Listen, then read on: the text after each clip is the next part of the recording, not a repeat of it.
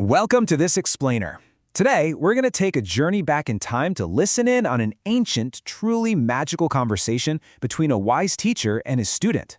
This story comes from a very special text called the Bhagavad Gita, specifically Chapter 2, and it actually holds the secret to living peacefully no matter what kind of crazy surprises life throws your way.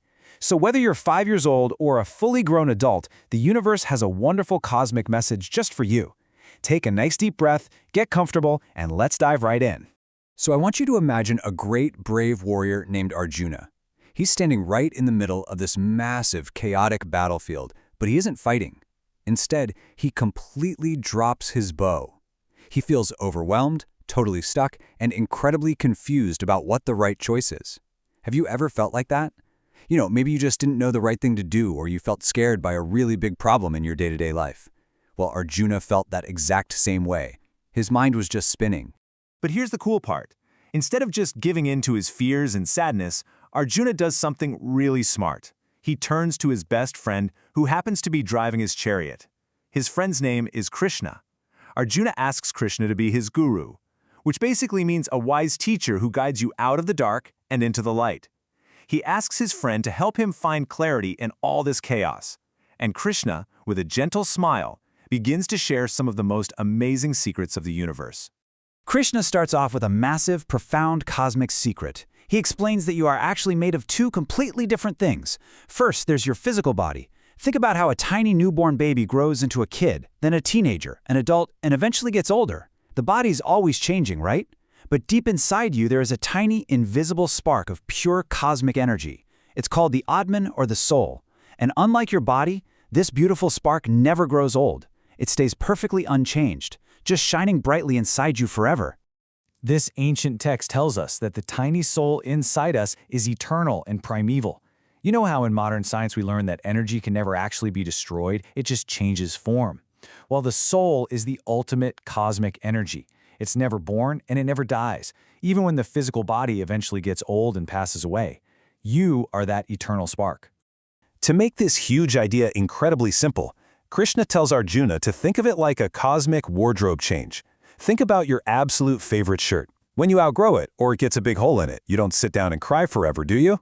No, you just take off the old shirt and put on a brand new one. You're still you.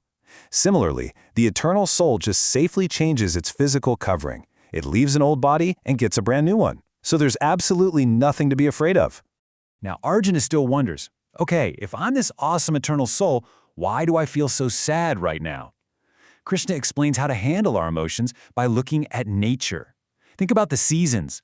After a really hot, sticky summer, a cool winter always arrives, and after a freezing winter, that warm summer always comes back around.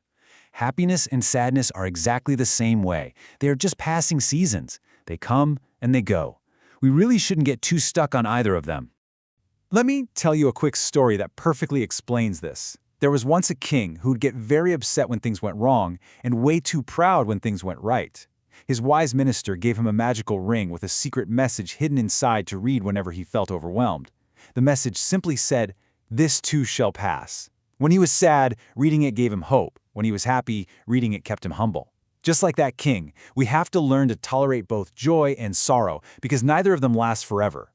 When a person learns this secret, when they don't get overly excited and bounce off the walls during the good times, or get completely crushed and start crying during the bad times, they become something pretty amazing. They become a Sthitaprajña. I know, it's a big word. It's pronounced Sthitaprajña. It's a beautiful term that means someone with a steady, unshakable, and completely balanced mind. They essentially become a superhero of peacefulness. So, the absolutely crucial point here is understanding how our mind loses that peace in the first place. Imagine your mind is this perfectly still, crystal clear pond in a quiet forest. Now imagine you really want a new toy, or maybe you're super angry at your brother or sister. Those feelings and desires are like throwing heavy pebbles right into your calm pond. Splash, splash. Suddenly there are ripples everywhere, the water is all mixed up, and you can't see the bottom clearly anymore. Our endless cravings constantly disturb our inner peace. Krishna gives Arjuna a brilliant trick to protect that calm pond. He says, look at the wise tortoise. When a tortoise senses danger, maybe a loud noise or a scary animal, what does it do? It doesn't panic, it just smoothly pulls its head and legs inside its strong, hard shell until it's completely safe. We can actually use our own invisible tortoise shield. When there's too much noise, too much screen time, or we feel ourselves getting angry, we can just close our eyes, take a breath, and withdraw our attention into our own quiet, peaceful shell. To practice using this tortoise shield and to achieve this amazing steady mind, Krishna introduces a magical word, yoga. Now, you might think yoga just means stretching your body on a mat in a gym, but the true cosmic meaning of the word yoga is union, or connection. It means reconnecting your tiny, beautiful inner spark, your soul, with the giant, bright, ultimate divine source of the whole universe. It is literally like plugging your phone into the charger. And the absolute best part is, Krishna says there isn't just one way to plug in, there are 4 paths of yoga, so everyone can find what works for them. There's karma yoga, doing your chores and helping others just because it's the right thing to do. There's jnana yoga, using your brain to read, learn, and discover cosmic truths.